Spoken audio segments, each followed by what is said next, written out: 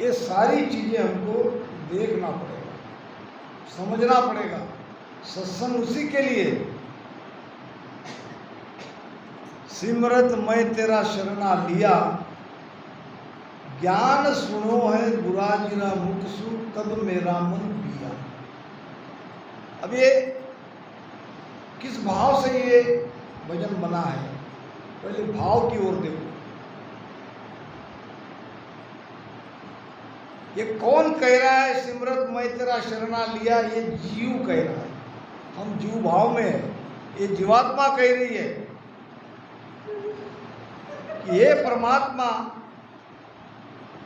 जब मैं सत्संग में गया, सत्संग में सदगुरु के मुख से ये ज्ञान सुना, ज्ञान सुनते ही मेरा मन डरने लगा और मन डर के मैं तुम्हारे शरण में आ गया। अब मैं तुम्हारा नाम लेने लगा। कृपा कर हरि मेरे आओ सुनो आद गुसाई, और खबर करो हर मोय आपत्ति की, दर्शन दो उर्माई। क्या प्रार्थना हो रही है? हे परमात्मा, हे राम जी, आप मुझ पे कृपा करो और मेरे घट में शब्द के रूप में प्रकट हो। ये शब्द ही परमात्मा है। गुरु हमारे दो है, एक बाहर का, एक भीतर का। बाहर के गुरु की जब तक मेहर नहीं होती है, भीतर का सदगुरु नहीं प्रकटता है। घट भीतर दर्शन देवु मम मूरत निराकार, और बाहर गुरु उपदेश दे सो मेरो आकार। मेरा आकार वही है जो मेरा ज्ञान आप तक दे रहा है, इस शब्द का भेद आपको बता रहा है, आपसे भजन सुमिरन करवा रहा है। ये मैं ही हूं, ये गुरु महाराज कह रहे हैं। अगर मुझे आप साकार रूप में देखना चाहते हो तो ऐसे संत में देखो। संत सायब में अंतर नाही, संत सायब में अंतर नाही, सायब का घर संतन माई, सायब का घर संतन माई। देखो क्या भाव है संतों का। संत साहब में अंतर नहीं, दोनों एक है। दो भाव से उनको मत देखो। हर गुरु दोय मां जानो हो, साधो ज्ञान करो सुन ठाणो। हर और गुरु दो नहीं है, असंख्य जुगा में अनंत सा न्यारो नहीं बखानो। अनंत युग में अनंत साधु ने यह ज्ञान कहा है कि हर गुरु दोनों एक है।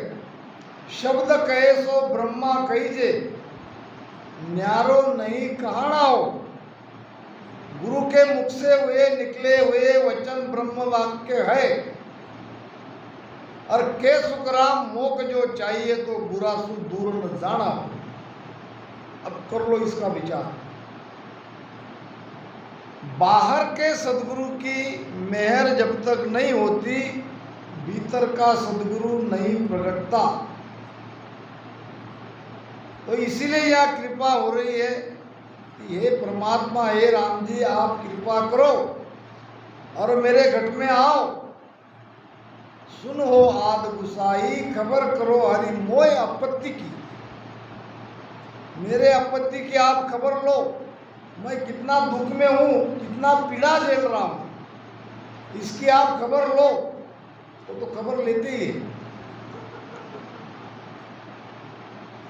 पार्वती शिव सु कहे, या निर्धन धन देह, सेठ सोन साठा किया, तम घर दे मम ले। पार्वती शिवसु कहे, या निर्धन धन दे। माता पार्वती ने भगवान शिव को कहा कि एक कोई शिव भक्त था और शिव जी का नाम रात दिन लेता था, बहुत गरीब था। माता पार्वती ने कहा, आपको सारा संसार भोला कहते हैं, मगर मुझे तो आप भोले दिखते नहीं हो, भोले लगते नहीं हो। शिव जी ने कहा, क्या चाहिए, क्या करूं मैं जैसे कि आपको लगे।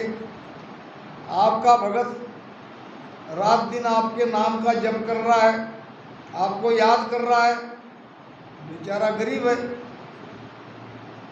तो क्या चाहती हो, इनको धनवान बना दो। अब ये वार्ता चल रही थी शिव मंदिर में, और वहाँ एक सेठ जी बैठे थे। सेठ जी सुन रहे थे माता पार्वती और शिव जी की वार्ता। शिव जी ने कहा, ठीक है पार्वती, आज इनके घर में धन की बारिश कर देता हूं। अब ये सेठ ने सुन लिया। सेठ गया उस भगत के यहाँ, नाम भी जानता था। अब सेठ ने कहा, देखो भाई ऐसा है कि हम दोनों अपना घर अदला बदल करेंगे। आप आपके घर से बिना कुछ सामान लिए मेरे घर में आ जाओ, मैं मेरे घर से खाली कपड़े लेके आपके घर में आ जाता हूँ। संत ने कहा, ठीक है भाई आपकी मर्जी, मगर मेरा घर तो ऐसा है। नहीं नहीं, वो सब मुझे पसंद है। पार्वती शिवसु कहे, या निर्धन धन देव, सेठ सुण साठा किया। साठा समझते हो, अदला बदली।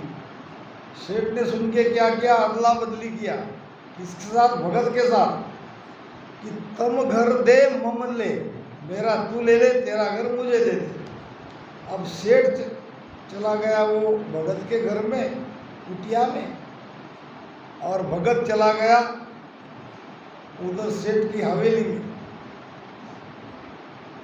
अब सेठ जी बैठा देख रहा था ऊपर ऐसे, कब धन की बारिश होती, कब धन की बारिश होती, कब धन की बारिश होती। रात ऐसी चली गई। सुबह वो बहुत क्रोध आया, जाके मंदिर में भगवान को कहने लगा। भगवान भी झूठ बोलते, मनुष्य तो झूठ बोलता ही है, मगर भगवान साक्षात कल मेरे सामने कहा था कि धन की बारिश होगी। दोबारा आकाशवाणी हुई, सेठ जी हमारे कोई वचन झूठे नहीं होते, जिसके घर में बारिश होनी थी उसके घर में हो गई। क्या मैंने तुम्हारे लिए थोड़ी कहा था। वो जो मेरा भगत है वो बन गया सेठ, और तुम आ गए इधर। कृपा ऐसी होती है, कृपा के लिए कुछ कहने की आवश्यकता नहीं है। एक भिखारी था, भीख मांग रहा था। एक व्यक्ति ने पूछा, क्या सचमुच तुम भिखारी हो? उसने कहा, क्या प्रमाण दूं मेरे भिखारीपन का? मेरे वस्त्र फटे हैं, बाल बड़े हैं, दाढ़ी बड़ी है, कई दिन से मैं नहाया नहीं, मेरा पेट देखो अंदर की तरफ धंसा है, और शरीर पे वस्त्र नहीं है, मांस ना के बराबर है, सारी हड्डियां दिख रही है। क्या इससे ज्यादा क्या प्रमाण चाहिए मेरे भिखारीपन का? कहने का मतलब, हमारे अंदर जो तड़प है वो तड़प दिखनी चाहिए। ये भक्ति, पाखंडबाजी इसमें बिल्कुल नहीं है, सत भक्ति है। खबर करो हर मोय अपति की, दर्शन दो उर्माई। दूसरा चरण याद है थोड़ा सा पहले, एक बता दो जिसने बोला था भजन। ये घनी अरधारी कालग करसु, नेक बहुत कर मानो, चित कर आव छेक जम लेको, मोकू चाकर जानो। चाकर बनना पड़ेगा, दास बनना पड़ेगा। और इतना सब करने के बाद भी भजन का अहंकार नहीं चाहिए। घनी अरज कालग करसु, मैं कितना भी किया तो वो कम ही है। ये जो कुछ भी मुझसे हो रहा है इसको भी आप बहुत मानकर मुझ पर कृपा करो। घणी अरज हर कालक करसू नेक बहुत कर्म मानो। नेक यानी इतना सा थोड़ा सा, इसको ही तुम बहुत मान लो। और चित्त कर आओ छेक जम लेको। मेरे हृदय में, मेरे चित्त में आप प्रकट हो जाओ और मेरे ऊपर जो यम का लिखा था उसको पोंछ दो। अगर हम इस धारा में नहीं आते तो काल हमको छोड़ने वाला था क्या? सबके सिर पे काल मंडरा रहा है, मगर अब हमें काल का डर नहीं है। जम का लेखा हमारे सदगुरु महाराज ने काट दिया है। कर्म के रेख पर मेघ मारी, हमारे कर्म के रेख पर मेघ मार देते गुरुदेव।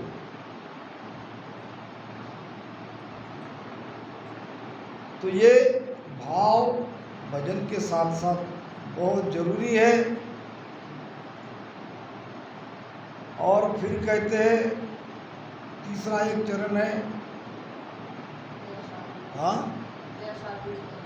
ओहो बहुत ऊंचा गया। जैसो बिड़द तुम्हारो कई नाव बखानत हुई, और मेरा लक्ष्य कुलच मति देखो राम बिड़द दिस जोई। क्या भाव है! ये भाव शिष्य के अंदर चाहिए। परमात्मा का बिड़द क्या है? परमात्मा का बिड़द है तारना। वो सबका प्रतिपालन करने वाला है। वो जीव का स्वभाव नहीं देखता है, वो शेर है कि सांप है कि मार के खाने वाला है, वो स्वभाव नहीं देखता जीव का। क्यों?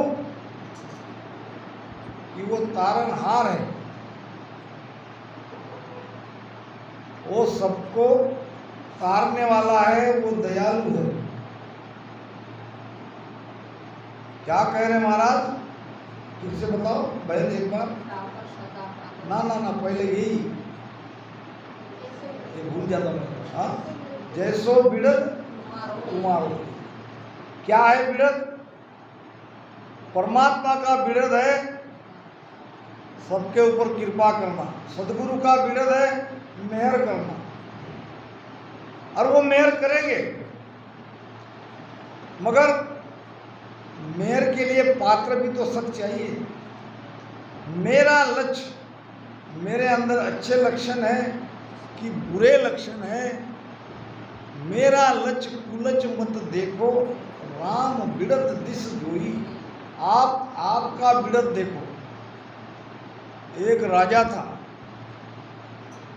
और राजा के पास था एक घोड़ा काला, उसका नाम था तेजी। एक आंख से था काना, मगर बहुत होशियार, चालाक। राजा जब जब युद्ध करने के लिए जाता था वो तेजी घोड़े पे बैठता था। पुराने जमाने में लोग युद्ध भी देखने जाते थे और सबको पता था कि तेजी घोड़ा बहुत ही शूरवीर है। वो शत्रु पक्ष में ऐसे घुस जाता था और राजा बड़ा आसानी से चढ़ाई करके अगले राजा को हरा देता था। और यह सब तेजी घोड़े का कमाल था। और लोग जानते थे कि तेजी घोड़ा जब तक है राजा को कोई पराजित नहीं कर सकता। अब ये बात घोड़े को भी मालूम थी कि मैं शूरवीर हूँ, मेरा भी नाम है। एक दिन राजा की मनस्थिति कोई ठीक नहीं थी। हो जाता है कभी, राजा भी रहा तो क्या है। उसी में एक सिपाही आके राजा को कहा कि दूसरे राजा ने चढ़ाई कर दी, पहले ही मनस्थिति खराब और ऐसी खबर सुनने को मिली। बहुत ज़्यादा क्रोध राजा के अंदर आ गया। उसी क्रोध में कहा, लाओ उस अंधे को। यानी अब तेजी नहीं कहा, घोड़ा नहीं कहा, क्या कहा? अंधा। अब अंधे को अंधा कहे तो क्रोध तो आएगा। काना को काना कहे, काना जाए रूठ, धीरे धीरे पूछना भैया कैसे गई फूट। डायरेक्ट काना को भी काना नहीं कर सकते। घोड़े ने यह बात सुन ली, मुझे काना कहता है, मुझे अंधा कहता है, चलो आज देखता हूं कैसे जीतता है। अब घोड़े को सजाया गया। राजा अपने लड़ाई के वस्त्र पहन के घोड़े पे बैठ गए। वहां तक तो घोड़ा गया। जैसे ही लड़ाई के मैदान में गया, घोड़ा पीछे पीछे आने गया। राजा ने बहुत कोशिश करी, घोड़ा आगे जाए नहीं। अब लोगों में हलचल पैदा हो गई। लोग कहने लगे, आज तेजी का सवार हारेगा, आज तेजी का सवार हारेगा। 2-3 बार सुनी घोड़े ने, ये क्या, ये तो मेरा बिड़ल जा रहा है, ये तो मेरा नाम खराब हो रहा है। राजा को हारेगा ये कोई नहीं कह रहा है, तेजी पे बैठने वाला हारेगा ये कह रहा है। मुझे मेरा बिड़द वो निभाना ही है, मेरे बिड़द को मुझे नहीं ले जाना है। ऐसा सुनते ही घोड़ा पहले जैसा ही घुसा शत्रु पक्ष में और राजा को विजय दिलाकर आया। एक घोड़ा अपना बिड़द नहीं जाने देता, सदगुरु अपना बिड़द जाने देगा क्या? नहीं जाने देगा।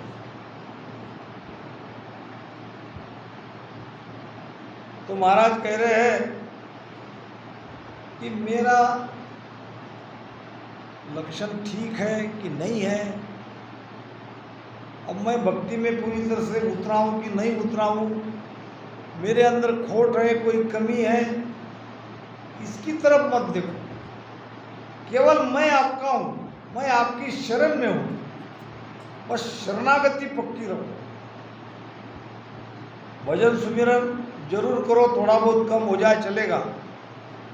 संगत रोज मिलती है, रोज सुनो, संगत में अंतरा आ जाए को चलेगा, मगर एक चीज कभी कम नहीं होनी चाहिए, वो है भाव।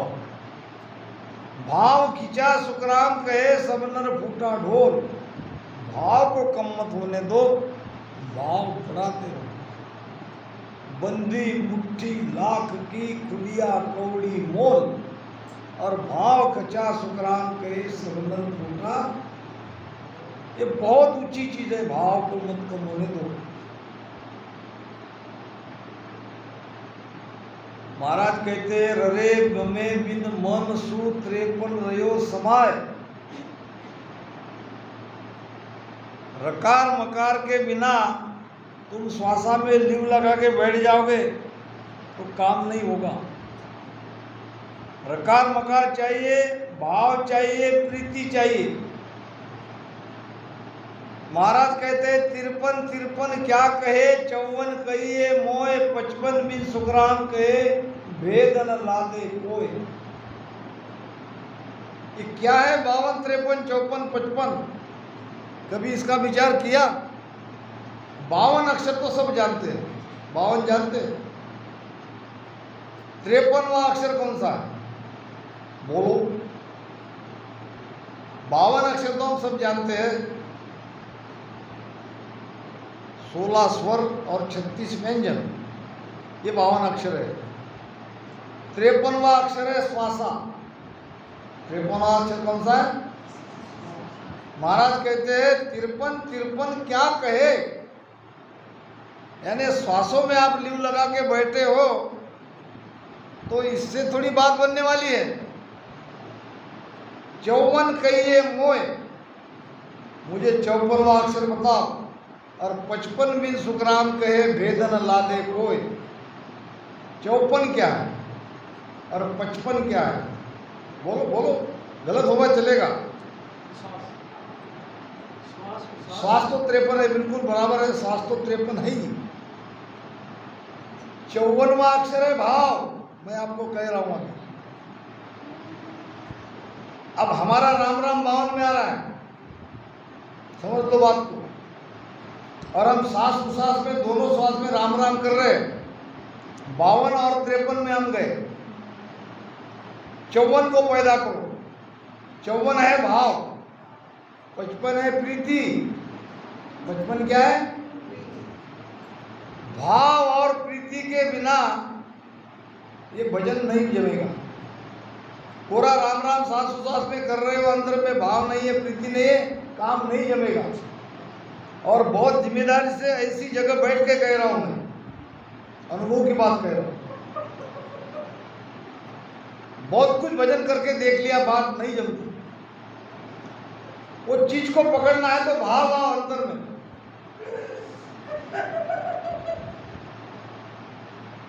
ये भक्ति ऐसी है। अब भाव लाओगे कहां से? कहां मिलता है भाव? मार्केट में मिलेगा? भाव कहां मिलेगा? बोलो। ये यहाँ, ये जगह है, यूं ही नहीं बनाया इतना बढ़िया। पिछली बार आया था कुछ नहीं था, इतनी बड़ी कृपा है यहाँ गुरु महाराज की। ये आपके लिए। वो तो रात दिन भजन में रहते हैं संत, और किशोर जी रात दिन सेवा में रहते हैं, उन दोनों की कोई जरूरत नहीं है। और वैसे संत विशाल साहब की कृपा तो है ही। संत विशाल साहब के बारे में मैं संत जी से प्रार्थना करूंगा कि थोड़ी देर उनके बारे में बाद में हम गुजरात वालों के लिए बताना, और वो बताएगी। 54वां अक्षर मिलता है यहाँ भाव। संग बिना तो भाव नहीं, भाव बिना नहीं प्रीति। भाव के बिना प्रीति नहीं आ सकती। प्रीत बिना सुख राम कहे, नहीं भजन की रीत। कर लो सासु सास में नाम रटन करते रहो, तुम्हारी रीति नहीं बनी। ये गुरु महाराज कह रहे, ब्रह्मज्ञानी ज्ञान में कह रहे। सत्संग किसके लिए है? भाव बढ़ने के लिए। आपका भाव बढ़ना चाहिए। सत्संग और सेवा और सुमिरन, जब तक ये 3 अंग से आप भक्ति नहीं करोगे, भाव नहीं बढ़ेगा। भाव नहीं बढ़ेगा, प्रीत नहीं आएगी। प्रीत नहीं आएगी, भजन की रीत नहीं होगी। भजन की रीति है प्रीति और भाव, प्रीति और भाव। ये आती नहीं, इसलिए तो सत्संग है। तो ये सारी चीजें समझ लो। धीरे धीरे समय भी हो रहा है, और आधा पौन घंटा ले लेते हैं, क्योंकि संत जी का आदेश है कि पराभक्ति का अंग लेना। मगर बीच में ये हरजस गाया गया, अब उसका आखिरी चरण रह गया। टाबर को सदा टाबर कही।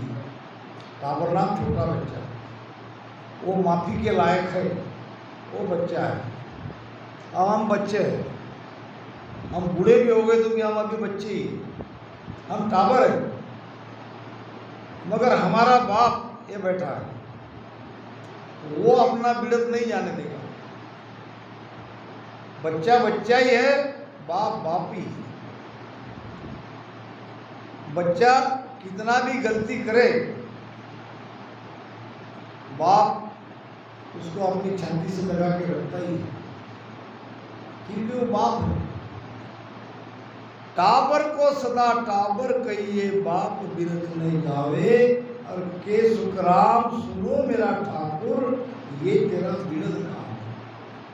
बस ये जो कुछ भी कह रहा हूँ मैं, जो कुछ भी मैं मेरे हाथ से हो रहा है, कर रहा हूँ, एक बालक के समान समझना। कुछ गलतियाँ हो भी जाती है, मेरे गलतियों की तरफ ध्यान मत देना।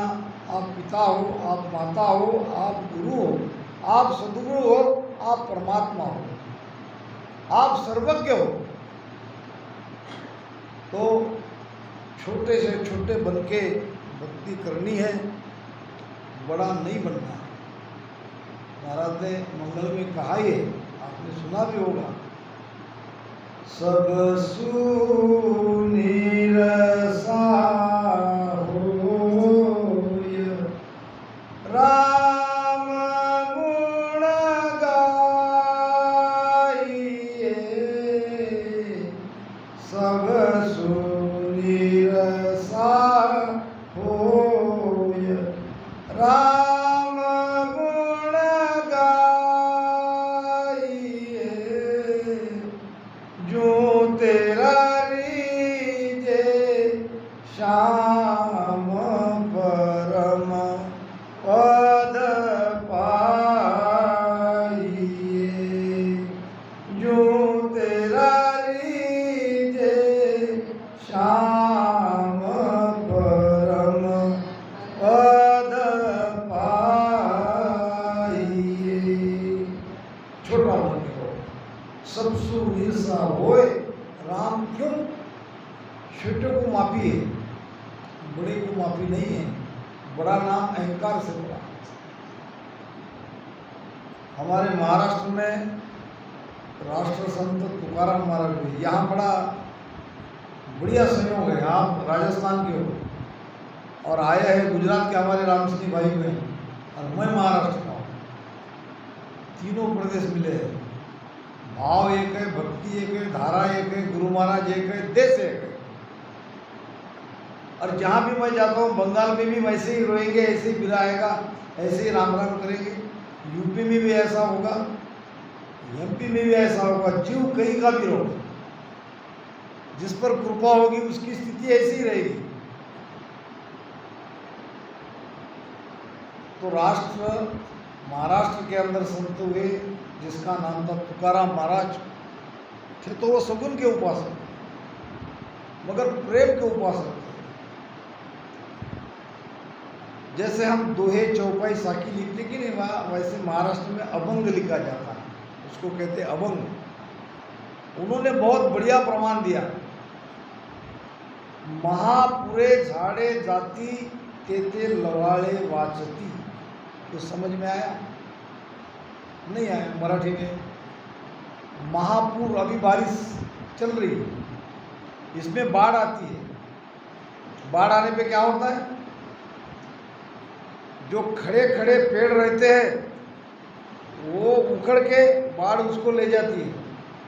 कितना भी ऊंचा पेड़ करो, अगर वो झुका नहीं, अगर वो खड़ा रहा तो बाढ़ उसको बहा के ले जाएगी। फिर बाढ़ में बचता कौन है? छोटे छोटे घास। बाढ़ आई तो ऐसे झुक जाते हैं। क्या होता है? अब वो बाढ़ ऊपर से चली जाती है, फिर पानी खुलने के बाद और जैसे के वैसे। जो झुक गया वो जीवित रहा, जो खड़ा रहा वो मर गया। अहंकार को ही काटना। एक मुगत तो देह कीरे एक मन की होए, एक मुगत तो जीव कीरे जन्म धरे नहीं कोई। शरीर की मुक्ति के लिए हम भजन नहीं कर रहे हैं, इस धारा में नहीं आए। वैसे भी शरीर एक दिन मुक्त होने ही वाला है। इसमें से प्राण निकलते ही शरीर हो गया मुक्त। अब जला दो, कुछ भी करो।